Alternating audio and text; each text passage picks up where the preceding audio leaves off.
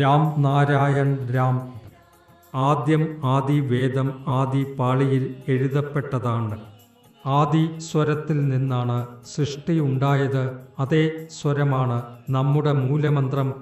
നമ്മുടെ മൂലമന്ത്രത്തിൻ്റെ ആധാരത്തിൽ മൂലാധാര, സ്വാധിഷ്ഠാന, മണിപൂർ, ജ്ഞ, സഹസ്രാര ചക്രങ്ങളുടെ ശബ്ദസ്വരങ്ങൾ നാഡീസംഗമത്തിനുള്ളിൽ ഒതുങ്ങിയിരിക്കുന്നു. പൂജകളും ഉത്സവങ്ങളും വിവിധ ആചാരങ്ങളും ഈ ലോകത്തിൻ്റെ ആദിസ്വരവുമായി അതിൻ്റെ ഗതിയുമായി നമ്മെ ബന്ധിപ്പിക്കാനാണ്. ഈ തന്ത്രത്തെ പറ്റി പിടിച്ചു നടന്നാൽ നാം ആ അന്തിമസ്ഥാനത്ത് എത്തും. സംഗീതത്തിൽ നാം ഉപാസിക്കുന്ന സ്വരങ്ങൾ സാരിഗമപധനി. എല്ലാ സ്വരങ്ങളും ഈ 7 സ്വരങ്ങളിൽ ഒതുങ്ങിയിരിക്കുന്നു. അതുപോലെ നമ്മുടെ ശരീരവും ജീവിതവുമെല്ലാം ഈ 7 ചക്രങ്ങളിൽ ബന്ധിച്ചിരിക്കുന്നു.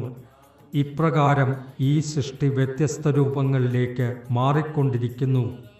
സാധ്യസാധനയിലൂടെ യഥാർത്ഥ വസ്തുവിൻ്റെ സത്വം പുറത്തെടുക്കൽ, അതിനെ അറിയാൻ മുന്നോട്ടു പോകുന്നതാണ് നമ്മുടെ അടിസ്ഥാന തപസ്. ഇതിലൂടെ ശുദ്ധമായ പ്രേമം, ഭക്തി, ജ്ഞാനം, മോക്ഷം എന്നിവ നേടാനാകും. ഈ ജ്ഞാനത്താൽ അതിനെ അറിയാനാകും.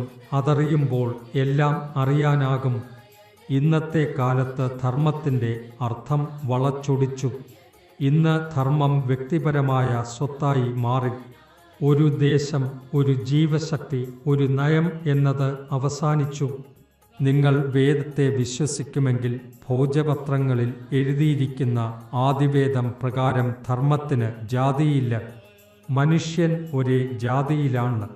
എല്ലാ ജീവജാലങ്ങൾക്കും ഒരേ നയമാണ്. നയങ്ങളിൽ യാതൊന്നും പരസ്പര വിരുദ്ധമാകില്ല. അതിനാൽ അവിടെ യാതൊരു തർക്കവുമില്ല.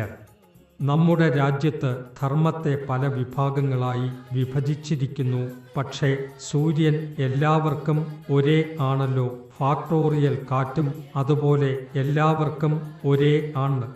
അതിനാൽ മനുഷ്യരുടെയും ധർമ്മം ഒരേ ആയിരിക്കണം. കടലാസിൽ ഭൂമിയെ വിഭജിച്ചിരിക്കുന്നു. പക്ഷേ ഭൂമിയെ യഥാർത്ഥത്തിൽ ആരും വിഭജിക്കാനാകില്ല. വിവിധ മതങ്ങളുടെ രൂപീകരണത്തോടെ വേദങ്ങൾക്കുള്ള മഹത്വം കുറയുകയായിരുന്നു. അതിനാൽ നാം വേദങ്ങൾ വീണ്ടും പഠിക്കണം. വേദങ്ങളിലാണ് എല്ലാ പ്രശ്നങ്ങൾക്കും ഉത്തരം.